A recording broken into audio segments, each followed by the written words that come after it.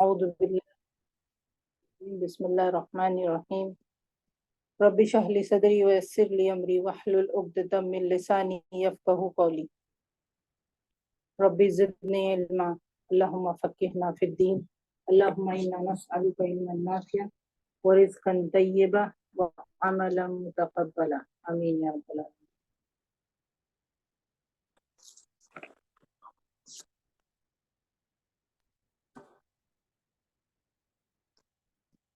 میری پیاری بہنوں، السلام علیکم ورحمۃ اللہ وبرکاتہ۔ امید ہے آپ سب خیریت سے ہوں گے۔ اللہ تعالیٰ سے دعا ہے کہ اس درس میں اللہ تعالیٰ ہماری پوری مدد کرے کہ ہم اس کو غور سے سنیں، اس کو سمجھنے کی کوشش کریں اور اس پر عمل کرنے کی اللہ تعالیٰ ہمیں توفیق عطا فرمائے، آمین۔ تو جیسا کہ آپ سب جانتے ہیں، آج کے اس درس کا جو موضوع ہے وہ role of Muslim women in today's society, یعنی آج کے سماج میں ایک مسلم عورت یا مسلمان عورت کا کردار۔ جیسا کہ آپ نے پیمپلیٹ میں دیکھا ہوگا کہ اس کے کل 8 پوائنٹس دیے گئے ہیں اس میں، لیکن اس میں سے میں صرف 4 پوائنٹس کور کرنے کی آج کوشش کروں گی وقت کی کمی کی وجہ سے۔ اور ایک بات یہ بھی انشاءاللہ آپ کو بتاؤں کہ یہ 4 پوائنٹس جو میں ان کے سیکوینس کو سٹک نہیں کروں گی، لیکن یہ یقین دلاتی ہوں کہ انشاءاللہ ان چیزوں کو لے کر آپ کے ذہن میں جو بھی کنفیوژن ہوگا یا بھی جو بھی سوال ہوگا یا جو کچھ بھی آپ معلوم کرنا چاہتے ہیں وہ انشاءاللہ تعالی آپ کا جو بھی سوال ہے یا کنفیوژن ہے وہ دور ہو جائے گا۔ اور جو 4 پوائنٹس ہیں وہ ہیں education and professionalism, empowerment and leadership, community building, and last is family and home۔ درس شروع کرنے سے پہلے آپ کو میں یہ بتانا چاہتی ہوں کہ یہ ایک انٹریکٹیو سیشن ہوگا۔ لیکچر کے دوران میں جو بھی سوال آپ سے کروں گی اس کا جواب آپ چیٹ باکس میں دیں گے، اور آپ کو جو بھی کمنٹ بھی کرنا ہے تو وہ آپ چیٹ باکس میں ٹائپ کریں گے انشاءاللہ۔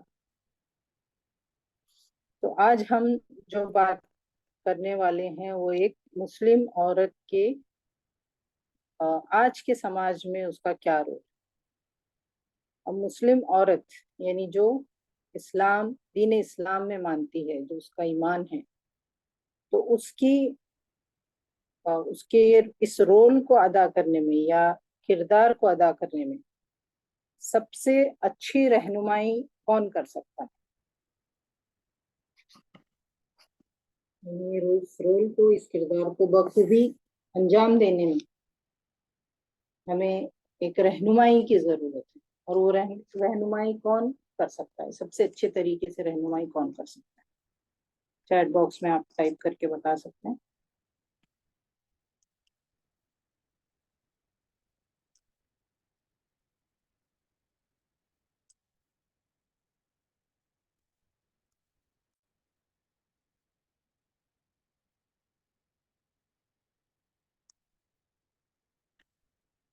ہلو، آواز آ رہی ہے میری؟ آپ تک پہنچ رہی ہے میری آواز؟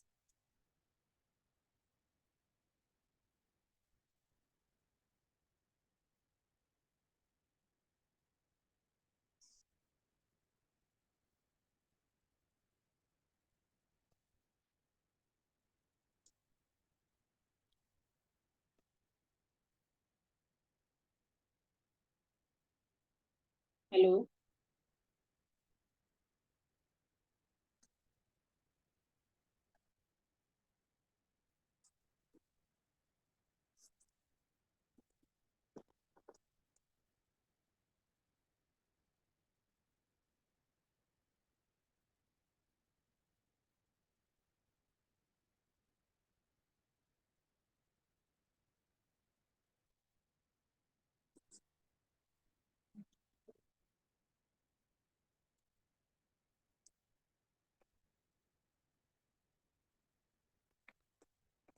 جی جزاک اللہ خیر۔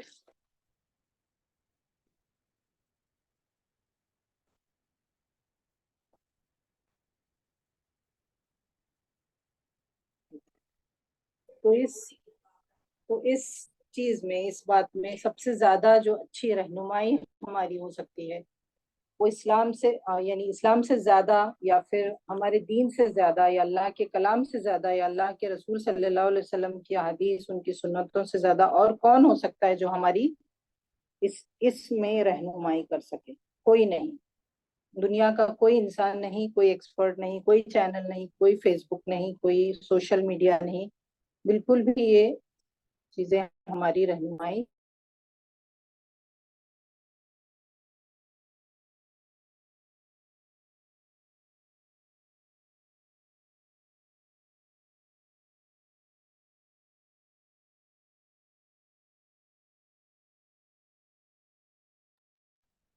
جتنا کہ اچھی طرح سے اسلام ہماری رہنمائی کر سکتا ہے۔ تو اسلام آنے سے پہلے جو حالات تھے دنیا کے، یعنی جو جہالت کا زمانہ تھا، آج ہم آج کی جو سوسائٹی ہے اس میں وہی سب دیکھ رہے ہیں۔ اب جب اسلام آیا اور اسلام نے اپنی تعلیمات دی، تو اسلام جو پہلے تھا، اسلام کی تعلیمات جو پہلے تھی، وہ آج کے دور میں بھی وہی تعلیمات۔ ایسا نہیں ہے کہ کوئی اینشنٹ اسلام تھا یا کوئی ماڈرن اسلام ہے، ایسی کوئی بات نہیں۔ جو تعلیمات اللہ کے رسول صلی اللہ علیہ وسلم صدیوں پہلے لے کر آئے، وہی تعلیمات آج بھی وہی تعلیمات ہے، اور اسی کے ذریعے سے ہم اپنی رہنمائی کر سکتے ہیں، اور قیامت تک وہی باقی رہے گا، اور وہی تعلیمات رہیں گی، اور وہی انسان کو فائدہ دینے والی ہے، ایک ایمان والے کو، ایک مسلمان کو فائدہ دینے والی ہے۔ اگر پرانا معاشرہ، پرانا جو جاہلیت کا معاشرہ تھا، اس کو ہم دیکھیں اور آج دیکھیں تو ہمیں سملیرٹیز ملتی ہیں۔ ماڈرنائزیشن کے نام پر ہمیں اسلام پوری طرح دور کر دیا گیا، تو اس لیے ہمیں ضرورت ہے کہ ہم اپنا جو گائیڈنس ہے، اپنی جو رہنمائی ہے، وہ قرآن و سنت کی روشنی میں لیں، صحیح احادیث کی روشنی میں ہم اس کی بات کریں انشاءاللہ۔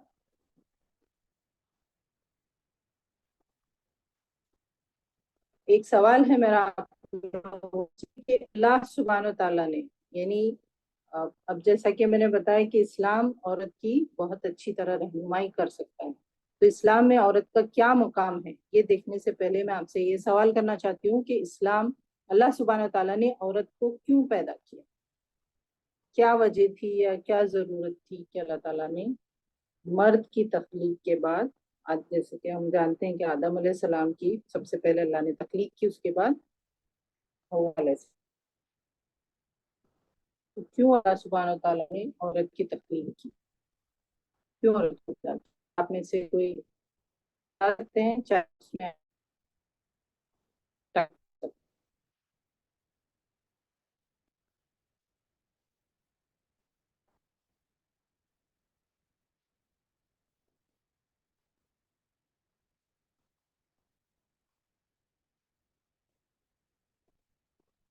اپنی عبادت کے لیے، ٹھیک ہے، اور آدم علیہ السلام کو تسکین پہنچانے کے لیے، رائٹ، اس کے لیے سکون کا ذریعہ بنایا، جنریشن آگے بڑھانے کے لیے۔ ویری گڈ، ماشاءاللہ، بہت اچھے جوابات ہیں۔ ٹھیک،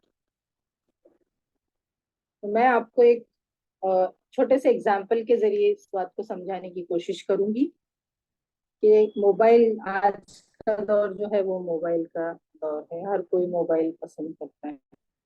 موبائل کے بارے میں بھی ہم دیکھیں گے تو پرانے موبائل کیسے تھے اور نئے موبائل کیسے، ان میں کتنا بڑا فرق آ گیا، اور اگر ایک ہی کمپنی کا موبائل ہے اور اس کے الگ الگ ورژنس آتے ہیں تو اس میں بھی کتنا فرق ہوتا ہے۔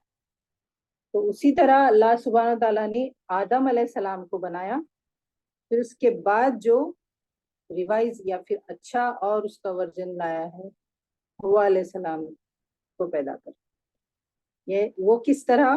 وہ اس طرح سے کہ عورت میں اللہ سبحانہ تعالیٰ نے برداشت کی طاقت زیادہ رکھی ہے، صبر کا مادہ زیادہ رکھا ہے، ہمت زیادہ ہے، اکوموڈیشن، کسی کو اپنے اندر یہ کرنے کا جو اکوموڈیشن کا یا پھر ایڈجسٹمنٹ کا جو یہ ہے کوالٹی ہے وہ زیادہ ہے. قربانی کا جذبہ بہت زیادہ ہوتا ہے عورت کا بمقابلہ مرد. تو یہ چیزیں ہیں جو عورت کو ایک خاص مقام دیتی ہیں سوسائٹی میں, اور اسلام بھی اسی لیے عورت کی بہت زیادہ عزت بھی کرتا ہے کہ اللہ تعالیٰ نے خاص طور پر اس کو بنایا. اب جب ہم جہالت کا زمانہ دیکھیں, نبی صلی اللہ علیہ وسلم کی دنیا میں آنے سے پہلے عورت کی کیا حالت تھی. اس پر مرد بہت زیادہ حکمرانی کرتے تھے, بہت زیادہ اس کا ایکسپلائٹیشن تھا. اگر عربوں کو دیکھیں گے تو اس میں اتنا ظلم تھا کہ بچیوں کو زندہ دفن کرتے تھے. جب اللہ کے رسول صلی اللہ علیہ وسلم اسلامی تعلیمات لے کر آئے تو وہ عورتوں کے حق میں کھڑے ہو گئے. کو زندگی یعنی یہ بچیوں کو دفن کرنا بند ہوا. عورتوں کو اللہ کے رسول صلی اللہ علیہ وسلم نے عزت دلائی. جس کوئی چیز میں اگر عورت کا رول نہیں بھی ہوتا تو وہاں عورت کی گواہی کو شامل کیا جاتا ہے, یعنی گواہ بننے کا بھی ایک شرط اللہ نے عورت کو دیا. عورت کو وراثت میں حق دیا گیا. تو یہ بیٹے اور بیٹی کے درمیان انصاف, یہاں تک کہ شادی کے معاملے میں لڑکی کو اپنی مرضی بتانی, اس کی مرضی لینا, اس کی مرضی شادی کرانا, مذہبی, دینی یا پھر اخلاقی اور روحانی میدان ہے. اس میں عورت اور مرد جو بھی وہ کوشش کریں گے اس کو اللہ نے ایک جیسا دیا ہے, ایک جیسا ثواب ملے. تو یہ برابری کا حق اللہ سبحانہ تعالیٰ نے ہمیں دیا ہے. اسلام کے ذریعے ہمیں یہ حق ملا ہے, یہ مقام ملا ہے, یہ عزت ملی ہے, یہ عظمت ملی ہے, جسے آج دنیا الٹے طریقے سے پیش کرتی ہے. اسلام کے خلاف ان تمام چیزوں کو وہ لوگ استعمال کرتے ہیں اور مسلم عورتوں کو بہکانے کی کوشش کی جاتی ہے. تو جس سے ہمیں آج بچنا ہے. اور وہ ہم کب بچیں گے؟ جب ہمیں پتہ چلے گا کہ اسلام نے عورت کو کیا مقام دیا. اگر ہم اللہ کے رسول صلی اللہ علیہ وسلم کی حدیث دیکھیں اس بارے میں تو اللہ کے رسول صلی اللہ علیہ وسلم فرماتے ہیں یہ پوری دنیا ایک سامان ہے اور دنیا کا بہترین سامان صالح عورت. اب یہاں پر صرف عورت نہیں کہا گیا, یہ بھی غور کرنے کی بات ہے, نیک عورت.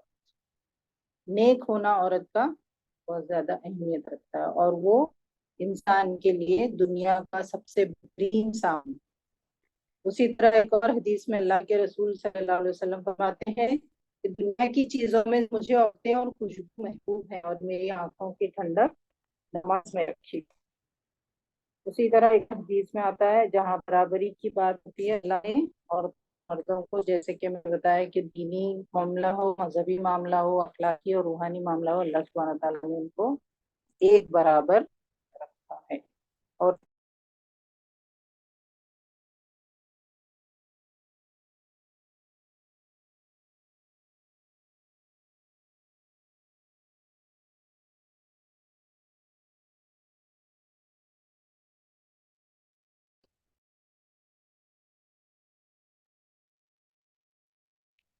تو ان احادیث کے ذریعے ہمیں پتہ چلتا ہے کہ اللہ سبحانہ تعالیٰ نے کس قدر بلند مقام عورت کو دیا ہے. اسی طرح اللہ کے رسول صلی اللہ علیہ وسلم فرماتے ہیں عورتوں کے بارے میں مجھ سے خیر کی وصیت قبول کرو.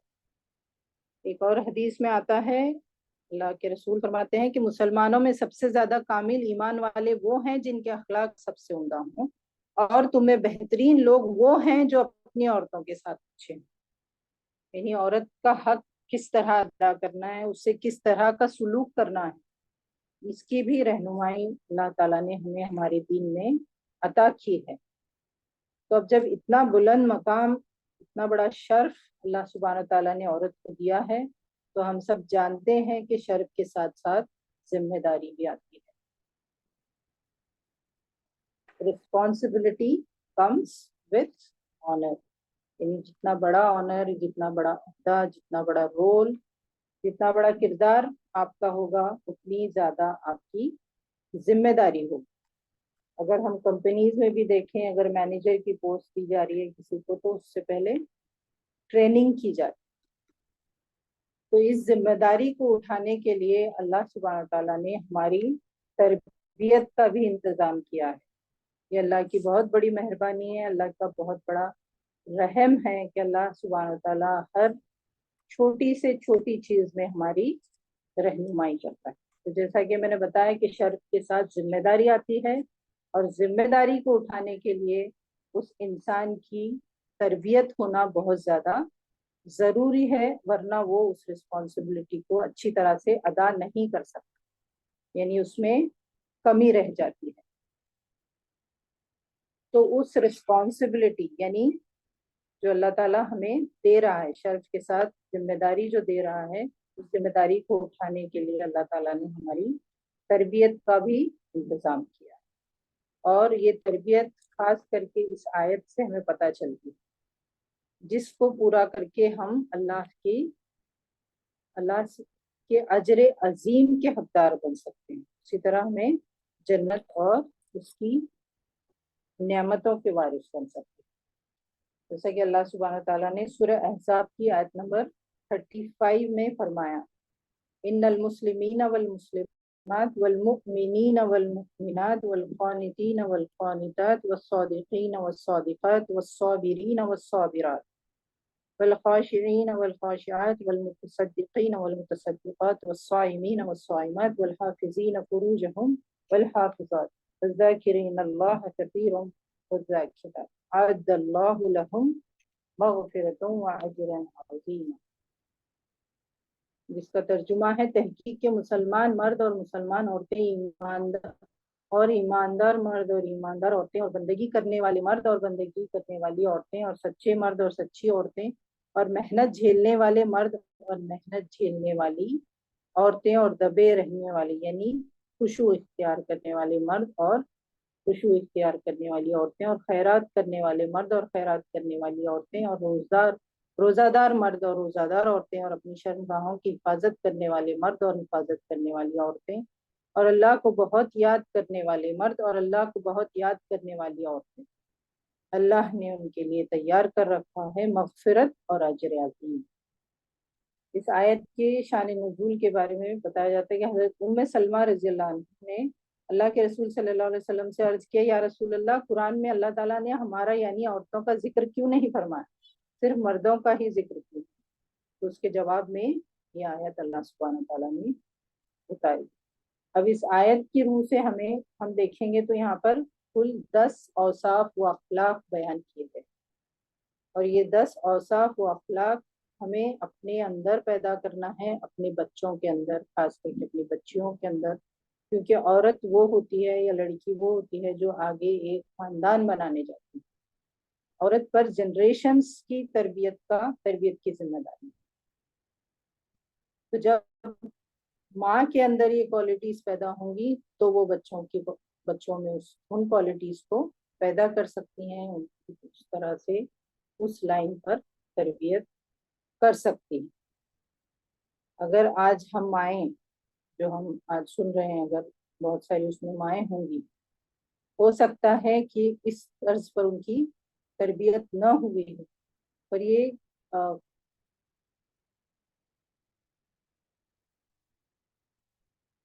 انشاءاللہ درس کے آخر میں اگر وقت رہے گا تو سوال کر سکتے ہیں. تو یہاں پر میں یہ بتا رہی تھی کہ اگر اس طرز پر ہماری تربیت نہ بھی ہوئی ہو تو یہ ہماری ذمہ داری بنتی ہے کہ ہم اپنی تربیت کا خود انتظام کریں، کیونکہ اللہ سبحانہ تعالیٰ نے ہمیں عقل دی ہے، سمجھ دی ہے، اور ہمیں مسلمان پیدا کیا ہے. تو یہ ہماری ذمہ داری بنتی ہے کہ اگر ہمیں نہیں معلوم ہے تو ہم اس کا علم حاصل کریں اور اپنی تربیت پر بہت زیادہ دھیان دیں. اسی طرح اپنے بچیوں کی تربیت پر بھی بہت زیادہ دھیان دیں. سب سے پہلی جو صفت ہے یہاں پر وہ ہے اسلام. اسلام یعنی اپنے آپ کو سرنڈر کر، اور اس کا اور زیادہ معنی اگر میں بتاؤں تو وہ یہ ہوتا ہے کہ اپنے آپ کو یا اپنی مرضی کو اللہ کے حوالے کر کے سلامتی حاصل کر. تو یہ ایک بہت زیادہ ضروری چیز ہے ایک انسان کی کامیابی کے لیے.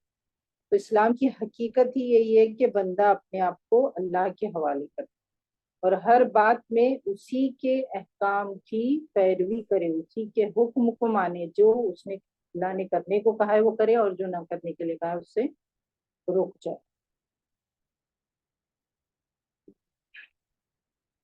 پھر اس کے بعد ہے ایمان۔ ایمان کے 6 ارکان ہیں، جن میں سب سے پہلے اللہ تعالیٰ پر ایمان، اللہ کے فرشتوں پر ایمان، اللہ کی کتابوں پر ایمان، اللہ کے رسولوں پر ایمان، یوم آخرت پر ایمان، اور قدر جو اچھی یا بری ہو اس پر، وہ بھی اللہ کی طرف سے ہوتی ہے، اس پر ایمان رکھنا ہے۔ اب جو انسان ان سب چیزوں پر اور بطور خاص آخرت پر جو ایمان رکھتا ہوگا، وہ ہر برائی سے بچا رہے گا، کیونکہ اس کے اندر یہ احساس پیدا ہوگا کہ میں جو کچھ کر رہا ہوں اس کا جواب مجھے کل قیامت کے دن دینا ہے۔ اور اگر یہ احساس پیدا نہیں ہوتا تو پھر وہ ایمان سے بہت دور ہے۔ اب ایمان کو اور مضبوط کرنے کے لیے کیا کرنا چاہیے؟ ایمان کو بڑھانے کے لیے سب سے پہلے تو علم حاصل کریں، دین کا علم، اللہ کے بارے میں، اللہ کے رسول کے بارے میں۔ اسی طرح اللہ کی جو نشانیاں کائنات میں پھیلی ہیں اس پر غور کریں، پھر اللہ کی دی ہوئی نعمتوں کا اقرار و شکر ادا کریں، تاکہ ہمارے ایمان میں مضبوطی آئے اور وہ ہمیشہ بڑھتا ہے۔ اس میں یہ بھی آتا ہے کہ اللہ کا وجود، اللہ کی توحید، جنت اور دوزخ، رسول کی رسالت، نبی کی نبوت، وحی کا سلسلہ، قبر و حشر، ان تمام چیزوں پر دل سے ایمان لا، اور اس میں ذرا بھی شک نہ کرنا، کیونکہ شک ایسی بیماری ہے جو انسان کو دین سے دور لے جاتی ہے، اللہ سے دور لے جاتی ہے، اور اللہ پر جو ایمان جس طریقے سے ایمان ہونا چاہیے اس طریقے کا وہ ایمان حاصل نہیں کر سکتا۔ اس کے بعد ہے قنوت، قانتین، یعنی اطاعت۔ جب اسلام و ایمان انسان کے دل میں آتا ہے تو وہ اللہ کی فرما برداری کرتا ہی کرتا ہے، یعنی ایک واجب چیز ہو جاتی ہے اس کے بعد وہ کہ وہ اللہ کی مکمل پوری طور پر اللہ کی اطاعت و فرما برداری کرے۔ پھر اس کے بعد ہے صدق، یعنی صدق یعنی سچائی۔ سچائی کی 3 قسمیں بتائی گئی۔ سب سے پہلی قسم یہ ہے کہ انسان کے ایمان میں پختگی ہو، اس کے اندر نفاق نہ ہو، تو وہ صادقین میں شامل ہو جاتا ہے۔ اب جب ایمان دل میں ہے تو دوسری جو قسم ہے وہ زبان سے ادا ہونی چاہیے، یعنی وہ زبان سے اس کا اقرار کرے۔ سچائی نیکی کا حدیث میں آتا ہے سچائی نیکی کا راستہ بتاتی ہے اور نیکی جنت کا راستہ بتاتی ہے۔ بلا شبہ جھوٹ فسق و فجور کا راستہ بتاتا ہے، اور فسق و فجور جہنم کا راستہ بتاتا ہے۔ تو یہ حدیث ہے جس میں سچ بات کہنے کی تلقین کی گئی۔ اور تیسری جو قسم ہے وہ عمل کی سچائی، یعنی نیکی کے کاموں میں سستی نہ کرے، نماز کو وقت پر ادا کرے، روزے رکھے، اور باقی جو عبادات ہیں ان کو بھی پوری طرح اچھے دل سے ادا کرے۔ اب یہ جو کوالٹیز میں بتا رہی ہوں یہ انسان کو خود اپنی اصلاح، اپنے بچوں کی اصلاح، اپنے گھر کی اصلاح، اور جب کوئی گھر سنور جاتا ہے، کیونکہ گھر کیا ہوتا ہے، ایک کمیونٹی کا حصہ ہوتا ہے، unit, basic unit of communities of family, home. اگر انسان اپنے اندر یہ ساری کوالٹی پیدا کر رہا ہے، خاص طور سے عورت، تو وہ اپنے گھر کو سنوار سکتی ہے، اپنے گھر کو اسلام کی تعلیمات پر چلا سکتی ہے، اسلام دین کی طرف لا سکتی ہے، اللہ کی طرف لا سکتی ہے۔ تو جب یہ یونٹ، بیسک یونٹ سدھر جائے گا تو انشاءاللہ تعالی کمیونٹی، جو مسلم کمیونٹی ہے وہ بھی، اس میں بھی سدھار آ سکتا ہے۔ پھر اس کے بعد 5ویں جو خصوصیت ہے وہ ہے صبر۔ صبر یعنی اپنے آپ کو روکنا۔ اب اس میں بھی 3 قسمیں بتائی گئی ہیں۔ ایک یہ ہے کہ نفس کو اطاعت و عبادت پر لگائے رکھے، یعنی نفس جو ہے وہ انسان کے ہمیشہ خلاف جاتا ہے، اگینسٹ میں ہوتا ہے، اس کو اللہ کی اطاعت، اللہ کی عبادت سے روکتا ہے۔ اگر اگزامپل دوں تو فجر کی نماز، نفس کیا کہتا ہے کہ اور زیادہ اوڑھ کے سو جاؤ، اور اللہ کیا کہہ رہا ہے کہ تم الصلاۃ خیر من النوم۔ تو اس میں بھی صبر کی ضرورت ہوتی ہے انسان کو۔ دوسرے یہ کہ نفس کو گناہوں سے باز رکھے، یعنی ایک طرف تو وہ اطاعت کی طرف بڑھ رہا ہے، نیکی کی طرف بڑھ رہا ہے، تو دوسری طرف اس کو گناہوں سے دور بھی جانا. یعنی آج کے زمانے میں اگر ہم دیکھیں، آج کی سوسائٹی میں اگر ہم دیکھیں، تو اتنی ساری ٹیمپٹیشنز ہیں کہ جس کی کوئی حد نہیں. یعنی انسان کو ہر جگہ سے گناہ کی طرف دعوت ملتی رہتی ہے. موبائل ایک کلک پر سب ہر چیز انسان کے سامنے اویلیبل ہے. تو اس میں بھی یعنی روکے رکھنا، اپنے آپ کو کنٹرول میں رکھنا، یہ چیز بہت زیادہ ضروری ہے ایک مسلمان یا ایک مسلمان عورت میں پیدا ہونا. اسی طرح جب مصیبتیں اور پریشانی آتی ہیں تب بھی انسان کو صبر کرنا. تو جب یہ چیز ہوگی انسان میں صبر کا مادہ ہوگا، جیسے کہ میں نے بتایا کہ اللہ سبحانہ تعالیٰ نے عورت کو جو بنایا ہے میں صبر کا مادہ زیادہ رکھا ہے، تو عورت اپنے آپ کو کنٹرول میں رکھ سکتی ہے. تبھی وہ نیکی پر قائم رہے گی، گناہوں سے بچتی رہے گی، اور مصیبت پر بے قابو ہونے سے رکی رہے گی. تو اسی طرح خشوع کا ذکر ہے. اب یہاں پر خشوع خاص کر کے نماز کے کانٹیکس میں آتا ہے، پر یہاں پر اس آیت میں خشوع ہما وقت یعنی اللہ کی طرف توجہ اور اللہ کی طرف اپنے دل کا جھکاؤ انسان کے اندر، ایک عورت کے اندر ہمیشہ ہونا چاہیے. کیوں؟ کیونکہ اس وجہ سے ہی اس کے اندر تقویٰ پیدا ہوگا اور وہ گناہوں سے بچتی رہے گی. اور جو بھی کام وہ کرے گی وہ یہ سوچے گی کہ کہیں اس سے اللہ ناراض تو نہیں ہو رہا، اور ہر کام وہ اس نیت سے کرے گی کہ وہ اللہ تعالیٰ کو راضی کرے. اور ایک اچھے کام کی یہ دو کنڈیشنز ہیں، ایک ہے اخلاص اور دوسرا ہے سنت. یعنی جو بھی کام ہم کر رہے ہیں اس میں سب سے پہلے تو اخلاص یعنی نیت کی پاکی، کہ جو کر رہے ہیں وہ اللہ کے لیے کر، اللہ کو راضی کرنے کے لیے کر. تو ہم کیا کریں گے؟ اللہ کی ناراضگی سے ہر کام میں ڈرتے رہیں گے. اور دوسرا ہے وہ سنت کے طریقوں پر. اگر چھوٹی سی اگزامپل دوں، آپ گھر کا بھی کام کر رہے ہیں تو اس میں کیا آپ کی یہ ہونی چاہیے نیت کہ اس سے اللہ مجھ سے راضی ہو جائے، تو وہ کام بھی آپ کے لیے ثواب کا باعث بنے گا. یعنی ہر روزانہ کے چھوٹے موٹے کام کا بھی آپ کو اللہ تعالیٰ اجر دے گا. کیوں؟ کیونکہ آپ نے اس میں کیا نیت لی کہ اللہ مجھ سے راضی ہو جائے اور سنت پر عمل کیا انشاءاللہ تعالی. صدقہ و خیرات یعنی صدقہ کرنے والے مرد اور صدقہ کرنے والی عورتیں.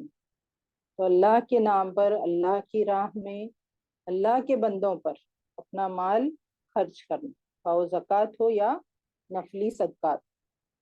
تو یہ بھی ایک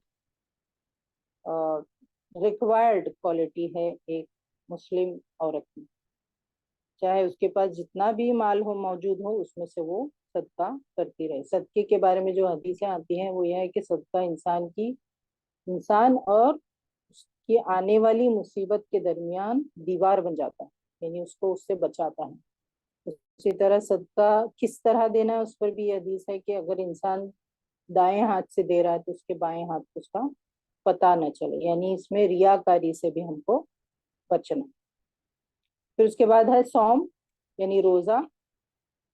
اب یہاں پر اللہ کو راضی کرنے کے لیے انسان اپنی خواہشات اور لذات یعنی جس میں اس کو مزہ آتا ہے اور وہ حلال ہے اس کو بھی چھوڑ دیتا ہے. یعنی ایک انسان کی، ایک مسلمان کی ایک بہت زیادہ ریگرس ٹریننگ ہے 1 مہینے کی. یعنی اس کو پوری طرح اس بات کی عادت ہو جاتی ہے کہ وہ اللہ کے لیے حرام اور ناجائز کاموں کو بھی چھوڑ دیتا ہے. تو یہ بھی ایک بہت اچھی ٹریننگ کا انتظام کیا اللہ سبحانہ تعالیٰ نے ہماری. جیسے کہ جھوٹ بولنا ہے، غیبت کرنا ہے. عورتوں میں معافی چاہتی ہوں کہ زیادہ پایا جاتا ہے. تو یہ بھی انسان کر سکتا ہے، حلال کو چھوڑ سکتا ہے تو حرام کو کیوں نہیں چھوڑ سکتا اللہ کے. پھر اسی طرح شرمگاہ کی حفاظت کرتے ہیں. یعنی عورت اپنی عزت، عفت، اپنی عصمت کی ہمیشہ حفاظت کرتی رہے. اس کے بارے میں حدیث آتی ہے، عورت اگر 5 وقت کی نماز پڑھتی رہے اور رمضان کے روزے رکھ لیا کرے اور اپنی آبرو کی حفاظت کرے اور اپنے خاوند کی تابعداری کرے تو ایسی عورت جنت کے جس دروازے سے چاہے داخل ہو جائے. کتنا بڑا اعزاز عورت کو دیا جا رہا ہے. اس لیے ہم جانتے ہیں کہ الگ الگ دروازے ہیں جنت کے، ایک سے نمازی جائے گا، ایک سے روزہ رکھنے والا جائے گا، پر عورت کو یہ شرف، یہ مقام دیا جائے گا جب وہ یہ سب کرے. یعنی کیا کیا کرے؟ 5 وقت کی نماز پڑھے، رمضان کے روزے رکھے، اپنی آبرو کی حفاظت کرے اور خاوند کی تابعداری. تو جس دروازے سے چاہے وہ جنت میں داخل ہو سکتی ہے. ذکر اللہ آخری جو ہے، جو کوالٹی ہم سے ایکسپیکٹ کی جا رہی ہے، وہ اللہ کا ذکر. یہ اللہ کا ذکر زبان سے بھی ہو سکتا ہے، قلب میں بھی ہو سکتا ہے، یعنی دل سے بھی ذکر ہوتا ہے اور عمل سے بھی ذکر ہوتا ہے. زبان سے جو ذکر ہے وہ تلاوت کلام اللہ اور تسبیح و اذکار.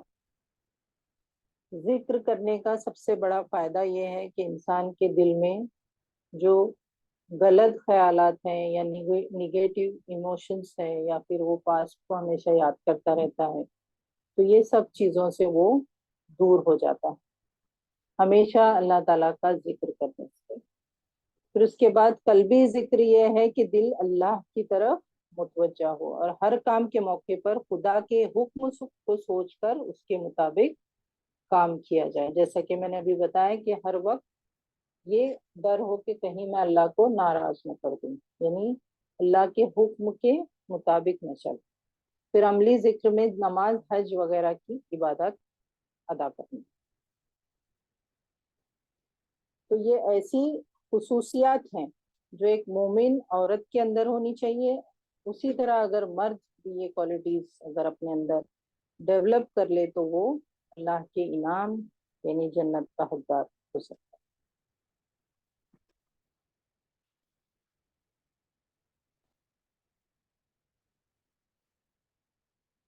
ایک منٹ.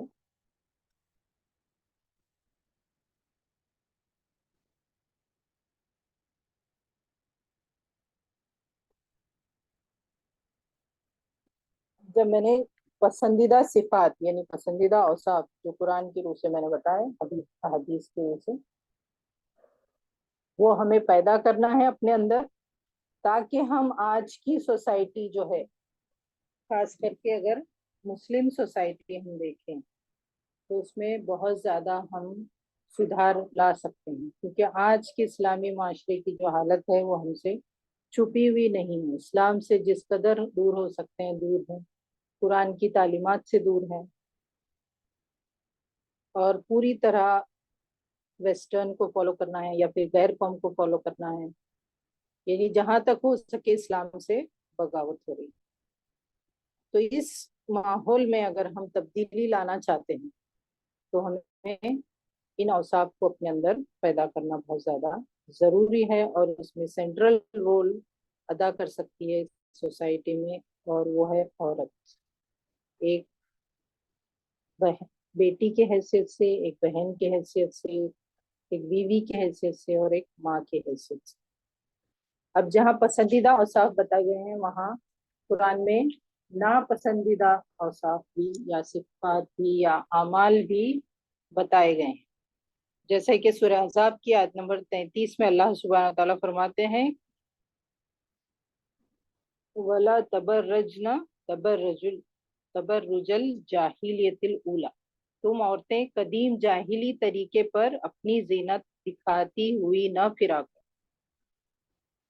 اب اگر آج کے معاشرے میں ہم دیکھیں تو یہ بہت زیادہ عام ہے، اور اس سے زیادہ افسوس کی بات یہ ہے کہ مسلمان بھی اس کو کوئی نئی یا کوئی منکر یا پھر منع کی ہوئی بات نہیں سمجھتا. کیوں؟ کیونکہ ہمارے اندر دینی تعلیم کا کوئی امیجنیشن ہی نہیں ہے. یعنی دینی تعلیم بھی حاصل کرنا چاہیے یہ ہم سوچتے ہی. تو اس آیت میں جو اسلام آنے سے پہلے بد اخلاقی تھی، جو بے حیائی تھی، تو اللہ سبحانہ تعالیٰ اس کی طرف اشارہ کرتے ہوئے مسلمان عورتوں کو یہ حکم دے رہے ہیں کہ تم وہ مت کرو، کیونکہ اسلام نے اس کو پوری طرح ختم کر دیا تھا. बट आज फिर वही जमाना घूम फिर कर वापस आ गया। तो अल्लाह अल्लाह सुब्हान व तआला ये चाहता है कि औरत बेहयाई के साथ अपने हुस्न जमाल का इजहार न करे, जिसको फैशन के नाम पर आज बहुत ज्यादा आम किया जा रहा है। अब मैं यहाँ एक कड़वी बात कहने जा रही हूँ कि आज भी जो इस तरह से बन संवर कर, खास करके मुसलमान औरतें बेपर्दा होकर बाहर निकलती हैं, मजमुए में जाती हैं, शादियों में जाती हैं, तो मैं उन्हें जाहिल कहूँ। यानी जाहिल वो होता है जिसको कोई चीज का इल्म ना हो। उसी तरह मर्दों और औरतों का आजादाना इख्तिलात यानी मिक्स गैदरिंग्स जो होती हैं, बेशर्मी, बेहयाई, गैर गैर महरम के सामने अपनी जेबो जीनत का इजहार करना, इसको फैशन का नाम देकर, मॉडर्नाइजेशन का नाम देकर औरत की जो इज्जत है, औरत का जो पर्दा है, उसको पूरी तरह खत्म करने की कोशिश की जा रही है। और इसका नतीजा ये हो रहा है कि हमारे जो बच्चे हैं, जो कम उम्र बच्चे होते हैं, लड़के लड़कियां होती हैं, तो उनका छोटी उम्र में ही ये ख्याल शुरू हो जाता है कि वो एक दूसरे के साथ मोहब्बत कर रहे हैं या इश्क कर रहे हैं, या फिर लड़कियां अपने दोस्त के साथ भाग जा रही हैं, या फिर कमसीनी में शादी कर रही हैं।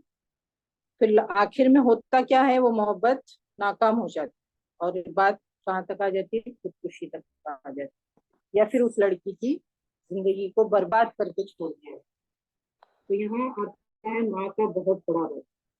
उसने अपने बच्चों की परवरिश किस तरह से की, उनको इस्लामी तालीमात दी या नहीं, बचपन से उनका क्या कितना ख्याल रखा, कितना उनका ध्यान रखा कि वो बुरी चीजों में ना पड़े। फिर एक और चीज जो मना की गई है या नापसंदीदा की है, वो इमारत यानी लीडरशिप। अल्लाह सुब्हान तआला ने औरत के हक में इसको, औरत के हक से इसको खारिज किया है। अल्लाह के रसूल सल्लल्लाहु अलैहि वसल्लम फरमाते हैं, अल्लाह के रसूल सल्लल्लाहु अलैहि वसल्लम फरमाते हैं कि वो कौम हरगिज फलाह नहीं पा सकती जो अपने उमूर की वाली औरत को मुकर्रर करे। यानी किसी कौमी या मिल्लत का कोई काम हो तो उसमें मुतवली या वाली या हाकिम या सरदार औरत को नहीं बनाया जा सकता, तो वो औरत, वो कौम कभी फलाह नहीं पा सकती। ये अल्लाह के रसूल सल्लल्लाहु अलैहि वसल्लम की बात। फिर उसके बाद जो नापसंदीदा चीज है वो है बेहयाई और बेपर्दगी। औरत का मानी होता है जिसको छुपाया जाए, औरत जिसको कहा जाता है। तो औरत का बाहया होना, बापर्दा होना बहुत ज्यादा जरूरी है।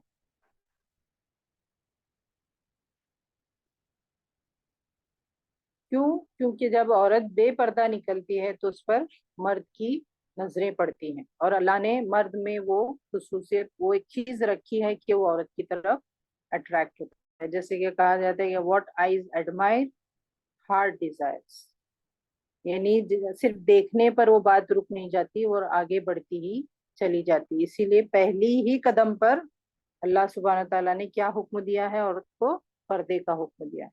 जब वो दिखाई ही नहीं देगी तो फिर आगे गलत बातों की, गलत चीजों का सवाल ही नहीं पैदा।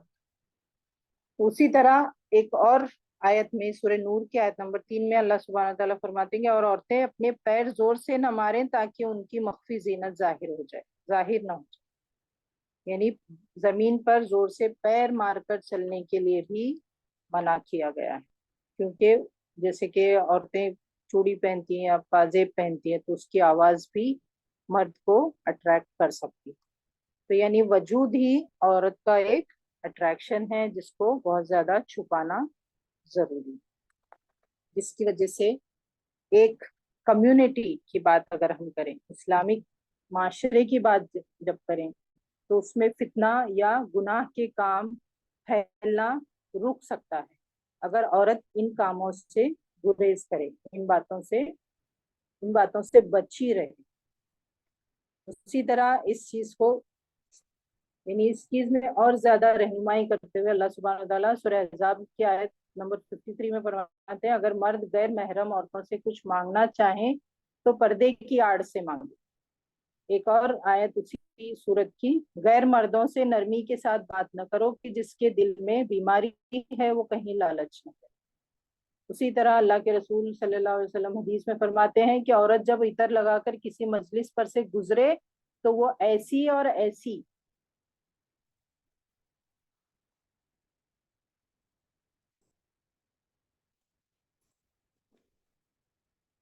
اللہ کے رسول صلی اللہ علیہ وسلم کی حدیث ہے پردے کے بارے میں اور بے حیائی کے بارے میں، اور وہ یہ ہے کہ عورت جب عطر لگا کر کسی مجلس پر سے گزرے تو وہ ایسی اور ایسی یعنی زانیہ ہے۔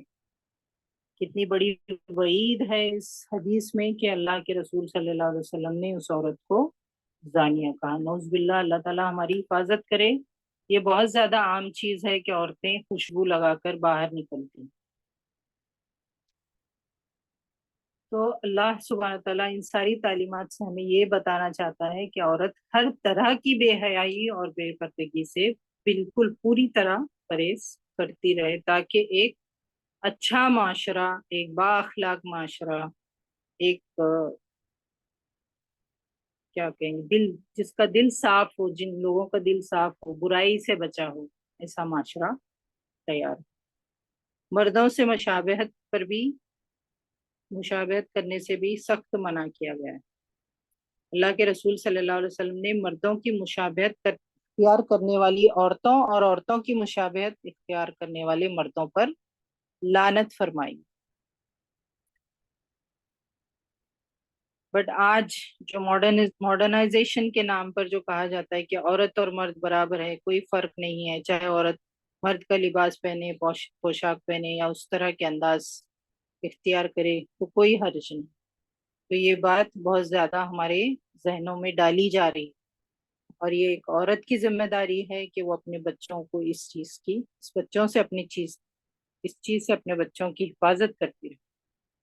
اس کا نقصان یہ ہوتا ہے کہ عورت کی جو نفسیات ہے، جو سائیکالوجی ہے، یا پھر جو فیمیل کوالٹیز ہیں اس کی، وہ متاثر ہوتی ہے، نہ وہ مردوں میں شامل کی کرنے کے قابل رہتی ہے اور نہ عورتوں میں شامل کرنے کے قابل۔ تو اس لیے عورت کو صرف عورت بن کر رہنا بہت زیادہ ضروری ہے۔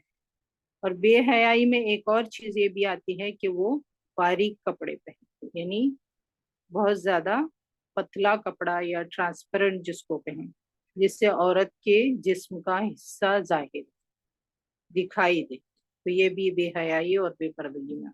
تو بے حیائی اور بے پردگی سے بچنے کے لیے کہا جا رہا ہے تاکہ ہمارے اندر فتنے نہ پیدا ہوں اور ہمارے اخلاق درست رہے۔ اس کے بارے میں اللہ کے رسول صلی اللہ علیہ وسلم فرماتے ہیں عورت جب بالغ ہو جائے تو اس کو لائق نہیں کہ اس کے جسم کا کوئی حصہ نظر آئے مگر چہرہ اور ہاتھ۔ اب یہ چہرہ اور ہاتھ کے بارے میں بھی الگ الگ اوپینینس ہیں کہ یہ بھی چھپانا چاہیے، تو یہ ایک الگ ٹاپک ہے پردے کا، انشاءاللہ موقع ملے گا تو اس پر اور بات کریں گے۔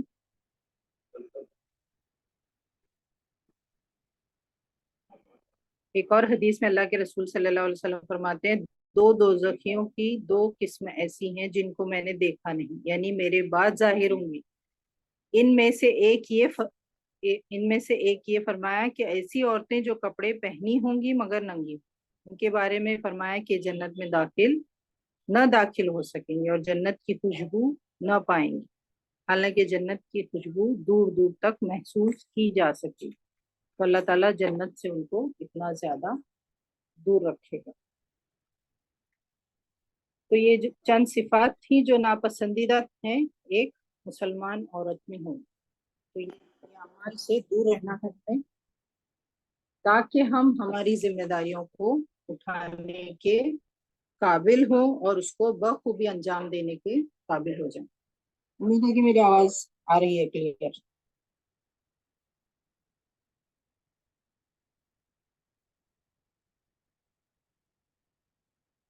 آواز آ رہی ہے میری کلیئر؟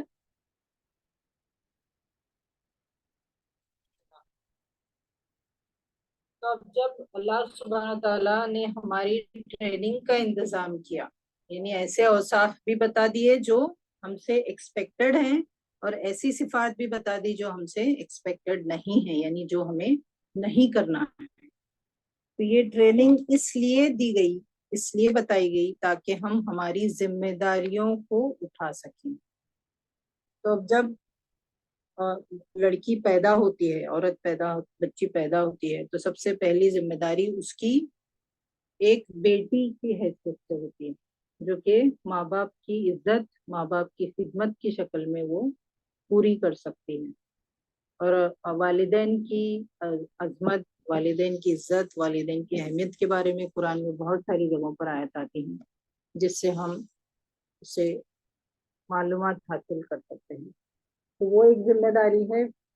پھر اس کے بعد ہے بہن، ایک بہن کی حیثیت سے، اور ایک بیوی کی حیثیت سے، اور ایک ماں کی حیثیت سے۔ یعنی یہ 4 ذمہ داریاں، جو بڑی ذمہ داریاں عورت پر آتی ہیں، وہ اب ان میں سے سب سے زیادہ اہمیت والی ذمہ داری کون سی ہے؟ ان چاروں میں سے سب سے زیادہ اہمیت کی ذمہ داری، سب سے زیادہ اہم کردار جو عورت ادا کر سکتی ہے، وہ کون سی ہے؟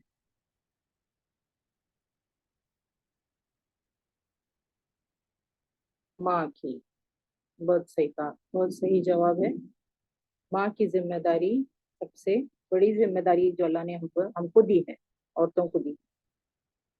تو پہلے جو میں بات کر رہی تھی وہ ایک بیٹی کی ذمہ داری، پھر اسی طرح بہن کی، تاکہ وہ اپنے بھائیوں کی بھی اصلاح کر سکے۔ اگر وہ خود اسلامی تعلیمات کو جانتی ہیں، اسلام پر چلتی ہیں، عمل کرتی ہیں، تو وہ باقی لوگوں کا بھی باقی لوگوں کی بھی اصلاح کر سکتی۔ پھر شادی کے بعد جو سب سے بڑی ذمہ داری آتی ہے عورت پر، وہ ہے اس کے شوہر کی عزت، اس کے شوہر کی اطاعت، اس کے شوہر کی خدمت۔ یعنی جس ذات سے اس کا تعلق بنتا ہے سب سے پہلے، وہ ہے شوہر سے۔ اب شوہر جو ہے وہ اللہ سبحانہ و تعالیٰ نے مرد کو عورت پر ایک درجہ زیادہ دیا ہے، اور یہ بات ہمیں سورہ نساء کی آیت نمبر 34 سے پتہ چلتی ہے کہ اللہ سبحانہ و تعالیٰ فرماتے ہیں الرجال قوامون علی النساء، مرد عورتوں پر حاکم ہیں۔ تو یہاں سے ہمیں پتہ چلتا ہے کہ ہم کو شوہر کی کتنی زیادہ عزت ہے، اس کی کتنی اطاعت اور خدمت کریں۔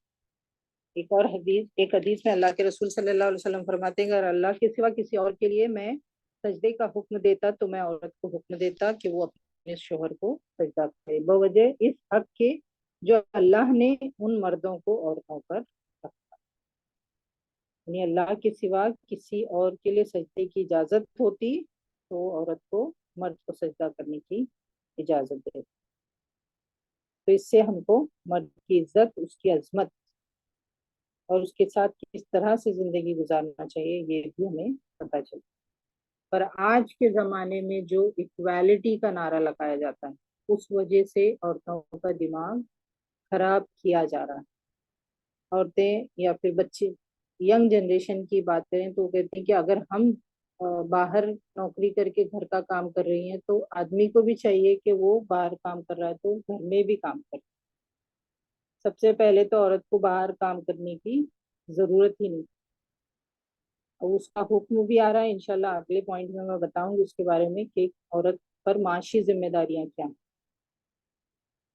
یہ جو مساوات کا سبق پڑھایا جا رہا ہے وہ بالکل غلط ہے۔ تو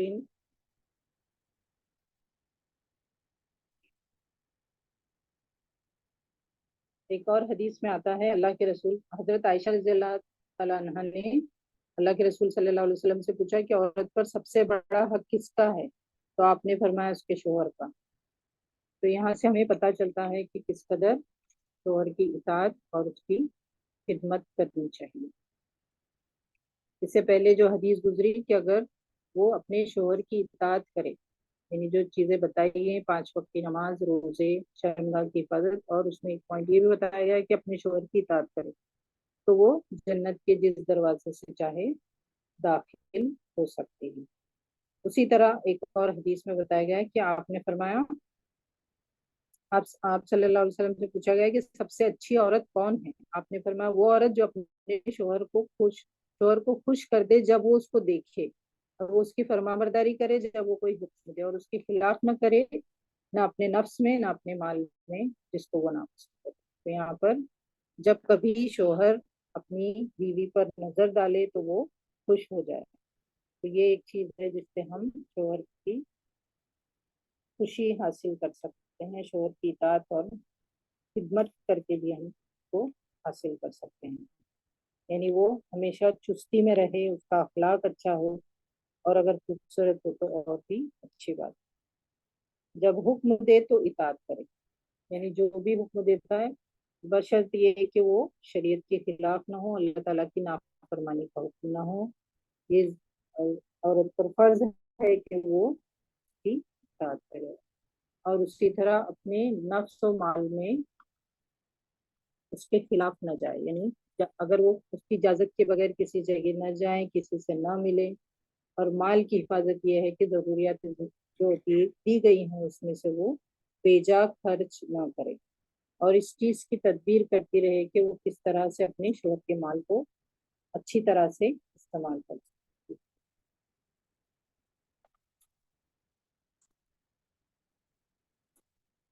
تو اس کے بعد جو ایکسپیکٹڈ ہے ہم سے، یعنی ہماری ذمہ داری ہے کہ ہم شوہر کی ناشکری سے پرہیز کریں. یعنی شوہر سے تعلقات بنانے میں یہ ایک چیز بھی بہت زیادہ ضروری ہے. اور کیونکہ اللہ کے رسول صلی اللہ علیہ وسلم نے فرمایا، اے عورتوں تم صدقہ دو اور کثرت سے استغفار کرو، کیونکہ میں نے دیکھا کہ تم دوزخ والوں میں زیادہ تعداد. اللہ اکبر، استغفر اللہ، اللہ تعالیٰ ہمیں سے بچائے. ایک عورت نے کہا کہ یا رسول اللہ ہماری کیا بات ہے کہ ہم دوزخ میں زیادہ جائیں گی؟ آپ نے فرمایا تم عورتیں لعنت بہت کرتی ہو اور شوہر کی ناشکری کرتی ہو، اور ایک روایت میں ہے کہ تم شکوہ بہت کرتی ہو. یعنی شوہر کچھ بھی عورت کے لیے کر لے، کہیں کہیں کوئی چوک ہو جائے اس سے، تو وہ تمام جو اچھی چیزیں ہیں وہ اس کے دماغ سے چلی جاتی ہیں، نکل جاتی ہیں، اور وہ شوہر کی ناشکری کرتی ہیں. یعنی شوہر سے اس کو کتنا بھی چین ملا ہو، کتنی بھی راحت ملی ہو، اور وہ سب کو ضائع کر دیتی ہے اور شوہر کی ناشکری کرتی ہے. پھر اس کے بعد جیسے کہ آپ لوگوں نے بتایا کہ سب سے امپورٹنٹ ذمہ داری جو ہے وہ ماں کی ذمہ داری. ماں کا رول ایک مسلمان عورت، ایک مسلم عورت کس طرح سے اس ذمہ داری کو اٹھا سکتی. گھر اور بچوں کی حفاظت. تو مرد کی غیر موجودگی میں عورت کو اس کے شوہر کے گھر کی حفاظت کرنی ہے اور اس کے بچوں کی حفاظت کرنی ہے. جیسا کہ حدیث میں آتا ہے تم میں ہر ایک نگراں ہے، اور تم میں سے ہر ایک اپنی ماتحت رعایا کے بارے میں سوال کیا جائے. کیوں؟ کیونکہ اللہ بچے جو ہیں اللہ کی سب سے بڑی نعمت بھی ہے، اور اللہ کی دی ہوئی امانت جسے ہمیں لوٹانا. اب وہ لوٹانا اس صورت میں ہے کہ ہم اس کی اچھی تربیت کر چکے ہیں.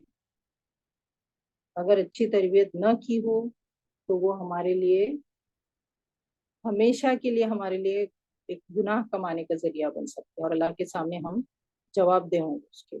اور اگر اچھی تربیت کی تو وہ ہمارے لیے صدقہ جاریہ بن سکتے. تو یہ بہت بڑی ذمہ داری ہے جس کا آج کی سوسائٹی میں بہت زیادہ اس کو اگنور کیا جا رہا ہے، بہت زیادہ اس کو اوائڈ کیا جا رہا ہے. جو خاص کر کے دیکھی جاتی ہے بات وہ یہ ہے کہ خود عورت کے ہاتھ میں بھی موبائل ہے، اور وہ بچے کو بھی، چھوٹے سے بچے کو بھی وہ موبائل تھما چکی ہے. اور موبائل کتنی خطرناک چیز ہے یہ آپ جانتے ہیں. جتنا اچھا استعمال اس کا ہو سکتا ہے اتنا برا استعمال بھی اس کا ہو سکتا ہے. اور بچہ نادان ہوتا ہے، اس کی سمجھ نہیں ہوتی ہے، تو جو کچھ تربیت اپنی ماں سے اس کو لینی چاہیے وہ موبائل سے لے رہا. جو بھی وہ موبائل پر دیکھ رہا ہے، چاہے وہ سیریلس ہو یا پھر کارٹونس ہوں، یہ سب یہ ویسٹ کی دی ہوئی چیز ہے، ویسٹ کی دی ہوئی دین ہے. تو وہ چاہتے ہیں کہ ہمارے معاشرے کو پوری طرح برباد کر دیں، اور یہ بہت زیادہ بہت آسان طریقہ انہوں نے نکالا ہے. اور وہ ہماری جو مسلم عورتیں ہیں، جو مائیں ہیں، اس چیز کو سمجھ نہیں پا رہی. وہ چاہتی ہیں کہ بچہ انہیں نہ ستائے، بچہ روئے نہیں، یا پھر ان کے آرام میں خلل نہ ہو یا پھر ان کے کام میں خلل نہ ہو، اس وجہ سے وہ بچے کو موبائل کے حوالے کر چکے، جو کہ بہت ہی افسوس کی بات ہے، بہت زیادہ خطرے کی بات ہے اور بہت زیادہ فکر کی بات ہے۔ تو اس چیز کو دھیان میں رکھنے کی ضرورت ہے، کیونکہ موبائل کے ایک کلک پر کیا کچھ سامنے آ جاتا ہے یہ آپ سب بھی جانتے ہیں، اور اس میں بچہ معصوم ہے، وہ کچھ نہیں جانتا، اس کو جو دکھایا جا رہا ہے، جو سنایا جا رہا ہے، اسی سے وہ سیکھے۔ اب یہاں پر ماں کی ذمہ داری اس لیے بھی اہم ہے کہ ماں کی گود کو بچے کا سب سے پہلا مدرسہ و تعلیم گاہ بتایا جائے، یعنی 24 گھنٹوں میں باپ سے زیادہ ماں کا رول آتا ہے اس میں، کیونکہ 24 گھنٹوں میں بچہ ماں کے ساتھ زیادہ رہتا ہے بنسبت باپ کی۔ تو یہ بہت ہی نازک اور بہت ہی اہم ذمہ داری ہے جو ایک عورت پر آتی ہے، جو آج کے معاشرے میں خاص کر کے بہت زیادہ اہمیت رکھتی ہے، کیونکہ ہمارا معاشرہ تمام قسم کی برائیوں سے گھرا ہوا، اتنی ساری برائیاں ہیں جس سے ہمیں اپنے بچوں کو بچانا ہے، اور وہ کس طرح ہو سکتا ہے، کیونکہ اس کے لیے ضروری ہے کہ ہم اپنے بچے کی تربیت بچپن سے ہی شروع کریں۔ تو بچپن سے شروع کرنے کی اہمیت اس لیے ہے کیونکہ جب، جیسا کہ کہا جاتا ہے، ایک پودا ہے اور اس کی جو شاخ ہے وہ جب نرم رہے گی، جب ہری رہے گی، تو اس کو بینڈ کرنا جس طرح سے آپ چاہیں اس کو بینڈ کر سکتے ہیں، اچھے طریقے میں بھی اس کو بینڈ کیا جا سکتا ہے۔ پر جب وہی بچہ بڑا ہو جاتا ہے، ٹین ایج تک آ جاتا ہے، جب وہ شاخ سخت ہو جاتی ہے، تو تب اس کو آپ بینڈ نہیں کر سکتے۔ کیوں؟ کیونکہ بینڈ کرنے آپ اس وقت کی کوشش کریں گے تو ہو سکتا ہے کہ وہ ٹوٹ بھی جائے، یعنی بچہ آپ کے ہاتھ سے نکل بھی جائے اس کا، اور کوئی نقصان ہو جائے۔ تو اس لیے ضروری ہے کہ ہم بچپن سے ہی اس کی ایمان اور یقین اللہ سبحانہ تعالیٰ، اللہ کے رسول پر، اس کی کتاب پر، یہ ایمان و یقین کی مضبوطی اس کے اندر پیدا کی جائے، اللہ کی توحید، اللہ کی پہچان اس کے اندر لائی جائے، نہ صرف ڈر بلکہ اس کی محبت۔ شروعات اللہ کی محبت سے کیجیے، اللہ تعالیٰ ہمارے لیے کیا کیا کر رہا ہے، ہمیں کیا کیا دے رہا ہے، ہمارے کتنی نعمتیں اس کی پہنچی، اس کو آپ بچے کو سمجھانے کی کوشش کیجیے، نہ کہ اس کے اندر ڈر ڈالیں۔ جہاں تک عام طور پر دیکھا جاتا ہے کہ بس بچے کے اندر ڈر پیدا کیا جائے، ایسا مت کرو، اللہ تعالیٰ ماریں گے، اللہ تعالیٰ سزا دیں گے، تو یہ چیز بچوں میں مت پیدا کی، یہ چیز بعد میں آنی چاہیے، تھوڑا اس میں اور شعور آ جائے تو اس میں یہ چیز ڈالی جا سکتی ہے تاکہ وہ برائی سے رکے، اس میں اسلامی آداب، اسلامی تہذیب پیدا کی جائے، اور جب وہ پڑھنے لکھنے کے قابل ہو جائے تو صرف اس کو عصری تعلیم یعنی دنیاوی تعلیم کے پیچھے مت ڈالی، اس سے پہلے اس کی دینی تعلیم کا انتظام کیجیے، اور یہ دینی تعلیم ماں سے زیادہ اور کوئی اچھی طرح نہیں کر سکتا۔ اور اگر اس کے بعد اگر آپ کسی پر بھروسہ کر سکتے ہیں تو وہ ہے اسلامک اسکول۔ اسلامک اسکول میں بھی، اس میں بھی اس کی چوائس پر بہت زیادہ دھیان رکھیے، کس طرح سے وہاں پر ماحول ہے، کس طرح سے پڑھائی ہے، لیکن سب سے بڑی جو ذمہ داری ہے وہ ہم ماں، اس کی دنیاوی تعلیم کے ساتھ اس کی دینی تعلیم کا بھی بہت زیادہ انتظام کیجیے، اس کا خیال رکھیے تاکہ وہ ایک اچھا مسلمان، بڑا ہو کر ایک اچھا با اخلاق تہذیب والا انسان بنے، تاکہ وہ آپ کے لیے صدقہ جاریہ بنے۔ تو آج کے معاشرے میں جو دیکھا جاتا ہے وہ صرف اور صرف دنیاوی تعلیم کو اہمیت دی جاتی ہے، اور کانوینٹ اسکولس جو غیر اسلامی اسکول ہیں ان میں بچوں کو داخل کیا جاتا ہے، وہاں ایمان اور دین کی تو بات ہی نہیں بلکہ اس کا اخلاق بھی جاتا رہتا ہے، کیونکہ آج جو بچوں کی حالت ہے، جس طرح سے وہ بہیو کرتے ہیں، جس طرح کا اخلاق ان میں پیدا ہوا ہے، جس طرح سے بد اخلاقی ان میں پیدا ہوئی، وہ ہم مشاہدہ کر سکتے ہیں۔ اور یہ تعلیم جو اسلامی تعلیم کی بات میں کر رہی ہوں، جو بچوں کی تربیت کی بات کر رہی ہوں، تربیت کا گھر میں نظام بنانے کی بات کر رہی ہوں، اس کے لیے ماؤں کو پہلے علم حاصل کرنا، اپنا اخلاق اچھا بنانا، ایمان و اسلام سے اپنے آپ کو آراستہ کرنا بہت زیادہ ضروری، کیونکہ آپ ہی اس کی رول ماڈل ہے، کیونکہ بچپن سے جب سے اس کو سمجھ آتی ہے وہ آپ کو ہی دیکھتا ہے کہ میری ماں کس طرح سے بولتی ہے، کس طرح سے چلتی ہے، کس طرح سے بھی سلوک کرتی ہے، اور کیا کیا آپ کی روٹین کے کام ہیں، وہ ہر چیز کو وہ آبزرو کرتا رہتا ہے، کیونکہ یہ اس ایج میں بچہ بہت زیادہ آبزرویشن اور امیٹیشن سے سیکھتا ہے۔ تو یہ بہت زیادہ ضروری ہے کہ بد اخلاقی یا بد تہذیبی سے ماں خود آزاد۔ پھر اسی طرح بچوں کی تربیت میں انبیاءوں کی قصے انہیں سنائیے، صحابہ کے صحابیات کے قصے انہیں سنائیے، کیونکہ بچوں کو کہانی سننے کا بہت زیادہ شوق ہوتا ہے، اور اس میں مورلس بھی بتائیے آپ سے بہت زیادہ وہ سیکھتے ہیں۔ اور اس کا بھی اہتمام کرنا بہت زیادہ ضروری ہے کہ بچے کوئی بد زبانی یا گالیاں نہ سیکھیں، ان کو ٹی وی سے پوری طرح دور رکھیے، فحش اور بے حیائی سے دور رکھیے، اور یہ تبھی ہوگا جب خود ماں سیریلز نہ دیکھتی ہو، گانے نہ سنتی ہو، موویز نہ دیکھتی۔ جب خود ماں کو یہ سب شوق ہے تو پھر بچے سے آپ کوئی امید نہیں کر سکتے کہ وہ یہ سب نہیں کرے گا۔ اسی طرح جب اس میں تھوڑا شعور آ جائے تو اس کو لہو و لعب یعنی بیکار کی چیزوں سے اس کو دور رکھیے، گانوں سے، بدعت سے، بری گفتگو سے دور رکھیے اس انسان کو، اس بچے کو۔ پھر اسی طرح بچے کو لینے کی بجائے دینے کی عادت ڈالیں، کیونکہ جب بچہ خرچ کرنے کی یا دینے کی عادت ڈالتا ہے تو وہ اپنے آپ کو ایک ذمہ دار سمجھتا ہے، اور جو دینا بھی ہے تو بچے کے ہاتھ سے دیں تاکہ وہ دینے کی جو حلاوت، دینے کا جو مزہ ہے وہ اس کو پتا چلے۔ اسی طرح جھوٹ اور خیانت سے اس کو دور رکھیے، یہ بھی بہت زیادہ بڑی خرابی ہے انسان کی، اخلاق کی خرابی۔ بچے کو سستی سے، بیکاری سے، راحت سے، بس پڑے ہیں اور سستی کر رہے ہیں، کچھ نہیں کر رہے ہیں، اس چیز سے انہیں دور رکھیے، ان کو محنت کی عادت ڈالیے، اور آرام ان کو اتنا ہی دیں کہ جتنا کہ ان کے بدن اور نفس کے لیے ضرور۔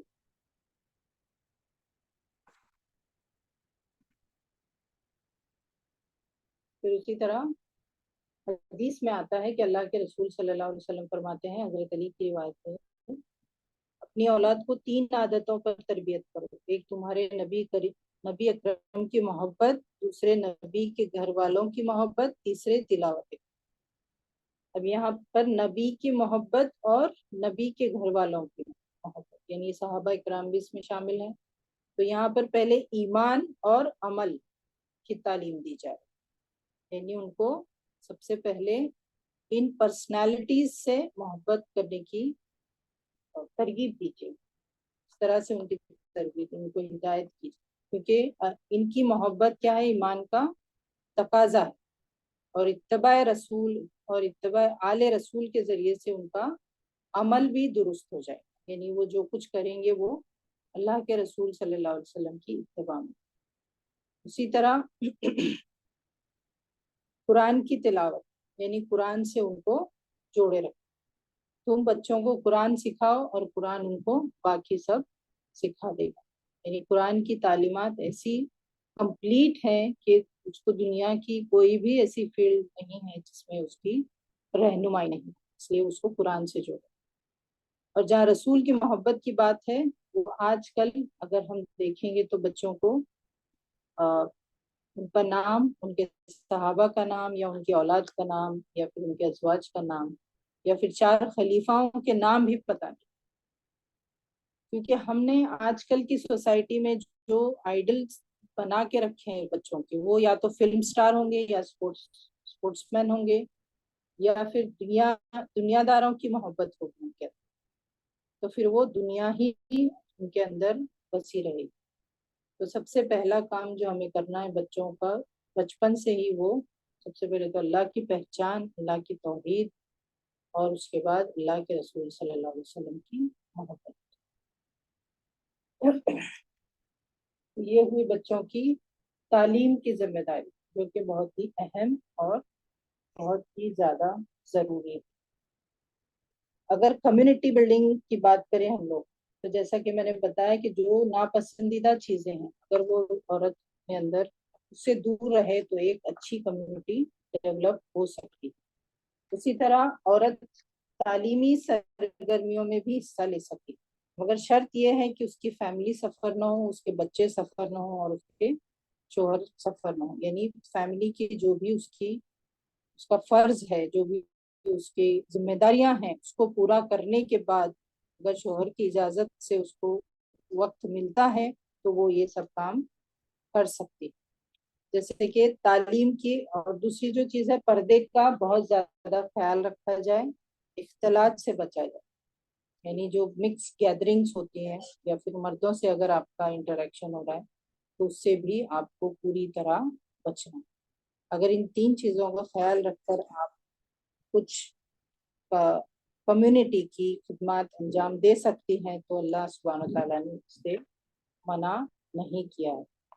یعنی اگر تعلیم کے شعبے میں آپ پڑھی لکھی ہیں، آپ کے پاس علم کا زیور ہے، تو اپنے بچوں کی تعلیم تربیت کے ساتھ آپ دوسرے مسلمان بچوں کی بھی تعلیم کر سکتے ہیں۔ اس میں ایک ذریعہ آن لائن بھی ہے، جیسا کہ حدیث میں آتا ہے طلب العلم فریضۃ علی کل مسلم، یعنی علم کا طلب کرنا ہر مسلمان پر فرض۔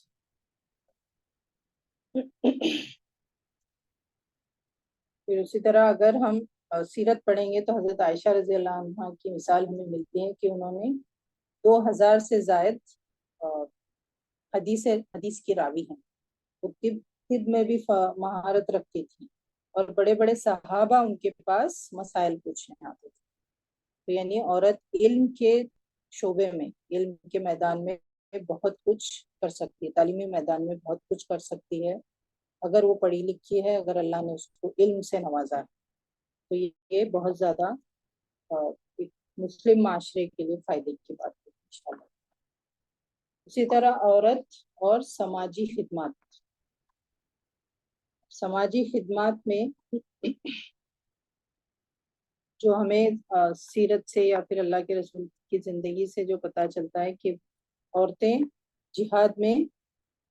جہاد میں جاتی تھی اور لوگوں کو پانی پلاتی تھی اور ان کی خدمت کرتی تھی اور زخمیوں کی مرہم پٹی کرتی تھی اور مقتولوں کو اٹھا لاتی تھی۔ تو یہ کام عورتیں بھی کرتی تھی اللہ کے رسول صلی اللہ علیہ وسلم کے زمانے میں۔ اسی طرح ایک اور حدیث میں آتا ہے، ایک اور واقعے میں آتا ہے کہ حضرت انس رضی اللہ عنہ فرماتے ہیں کہ احد کے دن جب لوگ رسول اللہ صلی اللہ علیہ وسلم کو چھوڑ کر ہٹ گئے تو میں نے دیکھا کہ حضرت عائشہ اور حضرت ام سلیم رضی اللہ تعالیٰ عنہ اپنے دامن کو اٹھائے ہوئے پانی کی مشکیں اپنی پیٹھ پر لادے ہوئے لا رہی تھی، پھر پیاسے لوگوں کو پلاتی تھی، پھر لوٹ کر پانی لاتی تھی اور پلاتی تھی۔ یعنی سوشل ورک کی بھی اللہ سبحانہ تعالیٰ نے عورت کو اجازت دی ہے۔ اگر کمیونٹی کی بات کی جائے تو سوشل ورک بھی عورت کر سکتی۔ اسی طرح عورت اور معاشی سرگرمی، سب سے پہلی چیز یہ بتانا چاہوں گی اس میں معاشی یعنی فائنانس کی جو بات کی جاتی ہے، اسلام نے عورت کو اس ذمہ داری سے بری کیا ہے، یعنی عورت پر فائنانس کی کوئی ذمہ داری نہیں رکھی گئی، اس کے معاش کی پوری ذمہ داری یعنی اس کے نان نفقے کی پوری ذمہ داری مرد پر ڈالی۔ اگر بیٹی ہے تو باپ پر ہے، اگر بیوی ہے تو شوہر پر ہے، اور باپ نہ ہو تو بھائی پر اس کی ذمہ داری۔ تو یہ بات ہے کہ اسلام نے اس کے معاش کا مسئلہ اس پر عائد ہی نہیں کیا ہے۔ آج جو عورت کو فیمنزم کے نام پر گھر سے نکالا جا رہا ہے، اس کو کام کرنے پر، نوکری کرنے پر سایا جا رہا ہے، مساوات کے نام پر، ایکوالٹی کے نام پر، وہ عورت کے لیے سب سے بری چیز۔ سب سے پہلے تو وہ عورت کو بے پردہ کرنا چاہتے ہیں، اور عورت کی جو بیسک پرائمری رسپانسبلٹی ہے گھر کی، اس کو برباد کرنا چاہتے ہیں۔ تو یہ مغربی تہذیب، یہ جو ماڈرنائزیشن کے نام پر جو چیزیں ہو رہی ہیں، جو بے حیائی پھیلائی جا رہی ہے، اس سے ہمیں ہمارے معاشرے کو دور رکھنا ہے، اور یہ صرف اور صرف عورت کی ذمہ داری. تو اس کی جو بیسک ریسپانسبلٹیز ہیں وہ اسے ادا کرنی ہے انشاءاللہ تعالی. تو اللہ تعالیٰ سے دعا ہے کہ اللہ تعالیٰ ہم سے جو امید رکھتا ہے، جو ذمہ داریاں اس نے ہم پر عائد کی ہیں، وہ ذمہ داریاں ہم بخوبی انجام دیں اور کل قیامت کے دن اس کے سامنے سرخ اور اس کے جنت کے حقدار، اس کے جنت کے وارث بن جائے.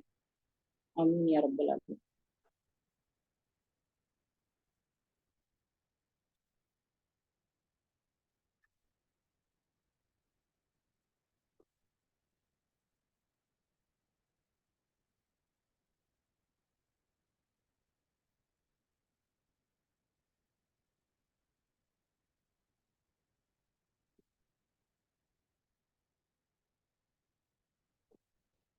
اس درس میں جو بھی اچھی بات ہوئی، جو بھی فائدے مند بات ہوئی، وہ اللہ کی طرف سے تھی، اور جو بھی غلطی ہوئی وہ میری اور شیطان کی طرف سے. اللہ تعالیٰ جس کے لیے مجھے معاف کرے.